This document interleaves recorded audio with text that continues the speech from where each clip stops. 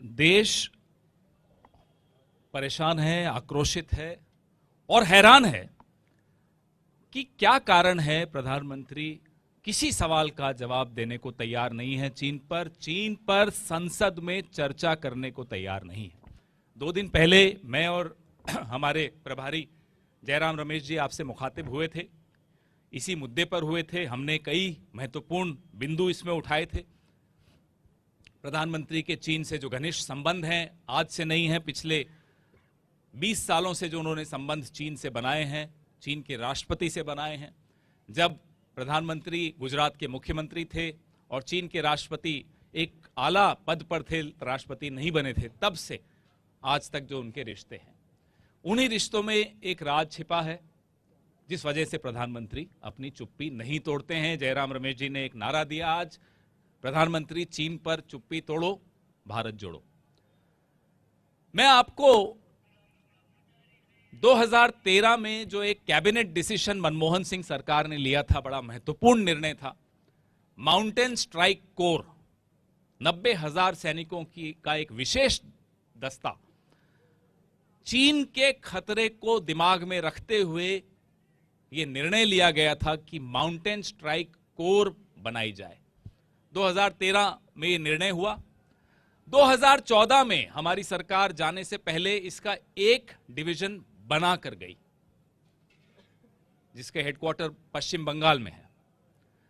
दूसरा डिवीजन पठानकोट में बनना था, सरकार बदल गई, चीन परस्त प्रधानमंत्री आ गए, नरेंद्र मोदी। मैं उनको चीन परस्त बोलता हूं, कारण है मेरे पास, हम सबके पास बहुत कारण है उनको चीन परस्त बोलने के।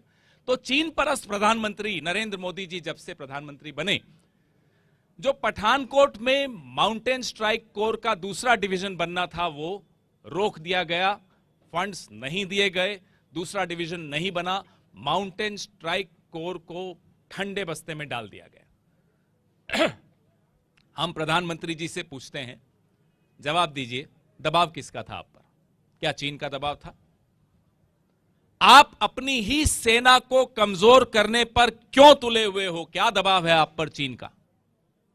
हमें मालूम है कि राष्ट्रीय स्वयंसेवक संघ प्रतिनिधिमंडल भेजता था चीन, हमारी सरकार थी तब भी ये चीन भेजते थे अपने प्रतिनिधिमंडल को। वहां 10-10 दिन, 15-15 दिन, 1-1 महीने की बैठकें चलती थी, हमें नहीं मालूम क्या चर्चा होती थी उस पर। एक गैर राजनीतिक संगठन है, एक सांस्कृतिक संगठन है, इसका क्या काम है चीन से जाकर बातचीत करने का? हमें मालूम है कि 2014 में 13 नेता भारतीय जनता पार्टी के पार्टी स्कूल में गए। पार्टी स्कूल क्या है? चीन की कम्युनिस्ट पार्टी का एक स्कूल है, वहां ट्रेनिंग लेने गए, शिक्षा लेने गए।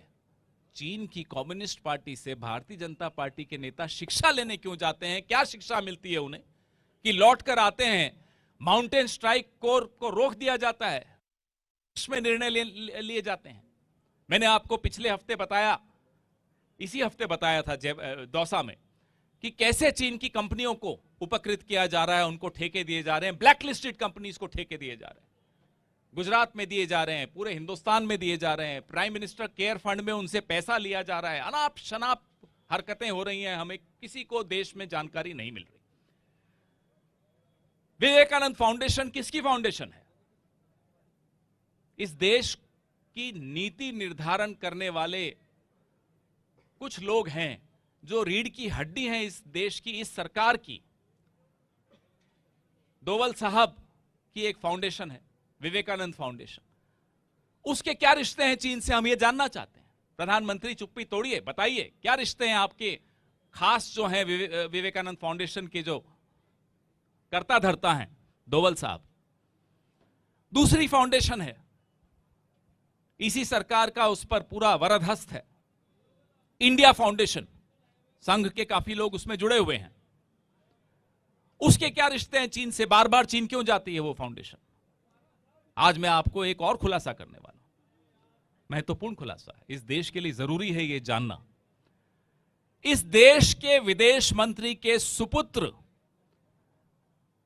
जिस फाउंडेशन को हेड करते हैं, उसके एक यूनिट को हेड करते हैं अमेरिका में, उस फाउंडेशन को चीन कि एम्बेसी से एक बार नहीं, 2 बार नहीं, 3 बार पैसा मिला है। अभी हाल ही में मिला है। क्यों मिला है? क्या कारण है? क्या कारण है कि पूरी सरकार चीन पर चुप हो जाती है? क्या यही 3-4 जो कारण हमने आपको बताए, जो हम सवाल उठा रहे हैं? हम जब भी इनसे पूछते हैं, टीवी डिबेट्स में पूछते हैं हम में से कुछ लोग, कि चीन पर अचानक चीन इतना सक्रिय क्यों हो गया बॉर्डर, तो भारतीय जनता पार्टी कहती है कि साहब हमने बॉर्डर इंफ्रास्ट्रक्चर पे काम शुरू कर दिया जो पहले कभी नहीं हुआ था, इसलिए चीन थोड़ा घबराया हुआ है, बौखलाया हुआ है। उस पर भी मैं आज आपको कुछ तथ्य बताता हूं। BADP, border area development plan, 7वीं पंचवर्षीय योजना में राजीव गांधी जी के वक्त आया था। सबसे पहली बार किसी सरकार ने, किसी प्रधानमंत्री ने अगर इस तरफ ध्यान दिया तो वो 1986-1987 के दौरान शुरू हुआ। ज्यादा पुरानी बात नहीं करते, मनमोहन सिंह जी की सरकार पर आ जाते हैं। 2000 किलोमीटर का ट्रांस अरुणाचल हाईवे किसने शुरू किया, किसके वक्त, किसके जहन में ये विचार आया? डॉक्टर मनमोहन सिंह की सरकार के वक्त आया। एडवांस लैंडिंग ग्राउंड्स, सिर्फ अरुणाचल की बात करते हैं क्योंकि सबसे ज्यादा आज समस्या वहां चल रही है। 6 advance landing grounds doctor Manmohan Singh के वक्त अरुणाचल प्रदेश में बने। Itanagar railway station doctor Manmohan Singh के वक्त अरुणाचल प्रदेश में बना। और इसी तवांग क्षेत्र में 1986 में जब चीन ने गलत निगाह डाली थी, राजीव गांधी जी ने सेना के हाथ नहीं बांधे थे। पूरी अनुमति थी सेना को कि आपको जो उचित लगे करिए, हम आपके साथ खड़े हैं। जनरल सुंदर जी थे, ऑपरेशन फैल्कन शुरू किया और चीन को मजबूर किया वार्ता करने के लिए। चीन ने वार्ता की मांग की कि चलिए हम बैठकर बात करते हैं। फ्लैग मीट जिसको कहते हैं, फ्लैग मीट हुई। चीन पीछे हटा।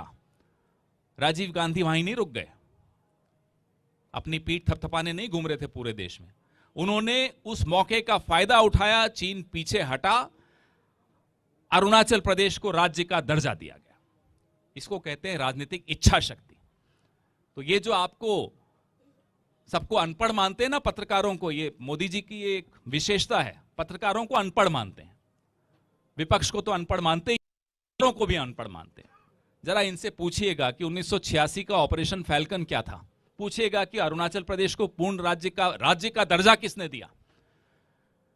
पूछिएगा माउंटेन स्ट्राइक कोर किसने शुरू की और किसने रोक दी। और फिर जो मैंने कंपनियों के नाम आपको बताए, डोंगफेंग, यूसी, वेब मोबाइल, ये सब भी पूछिएगा। वैसे क्या पूछेंगे आप, क्योंकि वो आपके सामने तो आते नहीं है, डरते हैं। लेकिन जब मौका पड़े प्रधानमंत्री से जरूर पूछिएगा, इन सब सवालों के जवाब दीजिए और कहिएगा हमारे तरफ से एक संदेश जयराम रमेश जी ने जो आज नारा दिया है, चुप्पी तोड़ो भारत जोड़ो। आपके सवाल।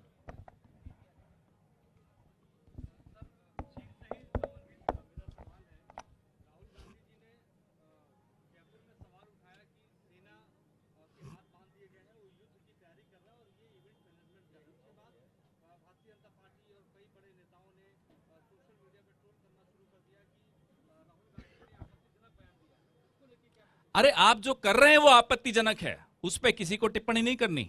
हम तो सिर्फ बता रहे हैं कि जो आप कर रहे हैं वो गलत है, सेना के हाथ बांध रहे हैं, सेना को कमजोर कर रहे हैं। एक वीर सेना और एक कायर राजा, बताइए सीमाएं सुरक्षित कैसे रह सकती?